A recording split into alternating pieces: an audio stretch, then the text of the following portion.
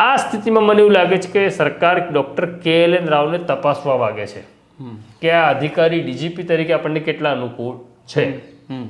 બરાબર. અનુકૂળ છે માટે જ ઇન્ચાર્જ બનાવ્યા છે, અનુકૂળ ના હોત તો ઇન્ચાર્જ પણ ન બનાવ્યા હતા. અને સૌથી અગત્યનું એવું છે એમની પાસે બહુ મહત્વના ચાર્જ છે ડીજીપી સિવાય.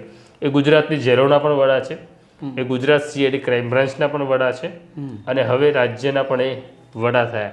એમને અનુકૂળ છે, પણ છતાં પણ એ તપાસવા માગે છે. ને આ પ્રકારે એમણે ઘણા ડીજીને પહેલાં ઇન્ચાર્જ બનાવ્યા અને પછી એમને કાયમી ડીજી તરીકે પોસ્ટિંગ આપેલું છે. ભૂતકાળમાં છે કે PP પાંડે પણ ઇન્ચાર્જ DGP હતા, ગીતા જૌહરી પણ ઇન્ચાર્જ DGP હતા, પ્રમોદ કુમાર ઇન્ચાર્જ DGP હતા, ચિત્તરંજન સિંહને ઇન્ચાર્જ DGP બનાવ્યા પછી એમને કાયમી DG બનાવ્યા હતા.